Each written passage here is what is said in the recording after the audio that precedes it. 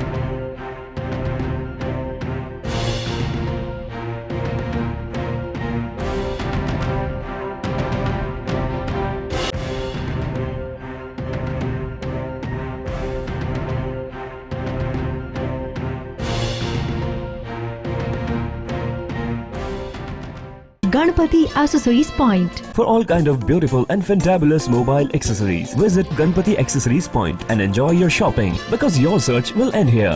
अपने आप को तो आप रखते हैं फिट एंड फाइन और आपका मोबाइल आप उसे भी दीजिए स्मार्ट लुक। गणपति एक्सेसरीज। विश्व आयुर्वेद परिषद द्वारा आज पंचकर्म को लेकर के कार्यशाला का आयोजन हुआ। उस कार्यशाला में प्रदेश भर के 100 से अधिक वैद्य सम्मिलित हुए हैं। वास्तव में ये पंचकर्म पद्धति व्यक्ति को निरोगी और स्वस्थ बनाने में बहुत अच्छा कदम है, व्यवस्था है और जिसके कारण से व्यक्ति स्वस्थ रह सकता है और उसके लिए सारे वैद्य भी यहाँ पे प्रशिक्षण लेंगे। उस पद्धति के प्रशिक्षित लोग अधिक से अधिक तैयार हों और सरकार और जन सहयोग से व्यवस्थित हो, तब जाकर के इसका आगे बढ़ पाएंगे। और पिछले वर्षों से जब से केंद्र में स्व की समर्थित सरकार आई है, तब से लोगों की आयुर्वेद में विश्वास ही बढ़ा है, क्योंकि इसमें किसी प्रकार के कोई साइड इफ़ेक्ट्स नहीं होते। और इसके लिए अजमेर में भी व्यवस्था है और सरकार ने 24-25 के लिए रसायनशाला में जहाँ दवाइयाँ निर्मित होती है, उसके लिए 4 करोड़ रुपए अतिरिक्त राशि भी स्वीकृत की है। और अभी ये अजमेर में व्यवस्था कायड़ में है।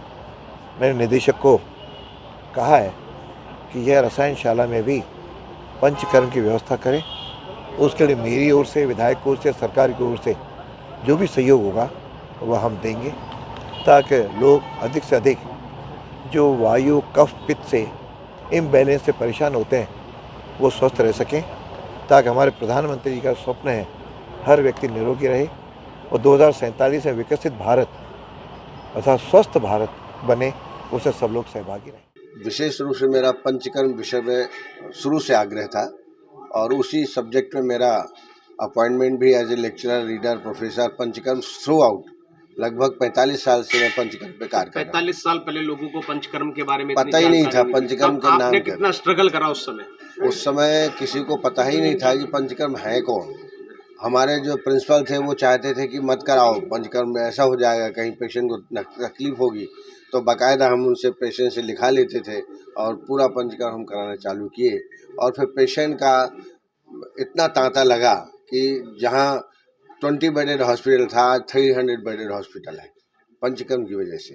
और पंचकर्म के नाम से ही मेरे को पूरे देश में जाना जाता है, क्योंकि उस समय पंचकर्म कोई करता ही नहीं था। और पंचकर्म नाम तो सब जानते हैं पंचकर्म, लेकिन है क्या वो भी नहीं जानते। तब आपको क्या क्या तकलीफें आई सर? उस समय हमारे अधिकारी लोग काम नहीं करने देते थे कि ऐसा करेंगे, वो बमन कराएंगे, विरेचन कराएंगे तो रोगी को तकलीफ हो जाएगी। लेकिन हमने कहा मेरी गारंटी है, मैं शास्त्र जो हमारे आचार्यों ने लिखा है वो गलत थोड़ी लिखा है। 5000 साल पहले जो लिखा है वो गलत थोड़ी है।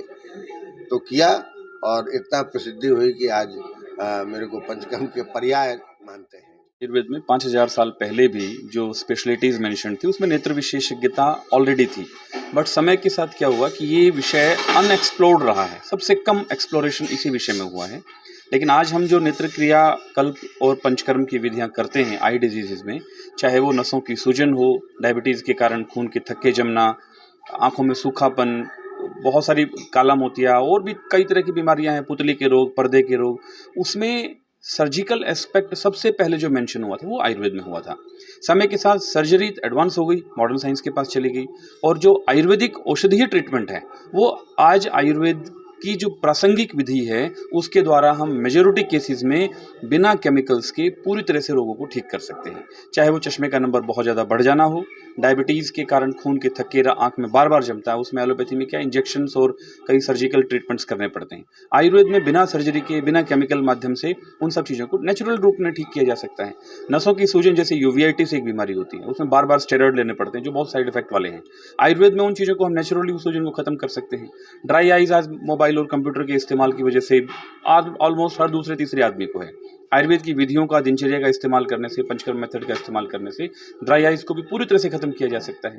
तो आयुर्वेद नेत्र चिकित्सा नई नहीं है, पुरानी है, बस अनएक्सप्लोर्ड थी, आज प्रासंगिक है, इसलिए हम चिकित्सा में उसका उपयोग कर रहे हैं, जो कि बहुत साइंटिफिक है और रोगों को ठीक करने वाली है।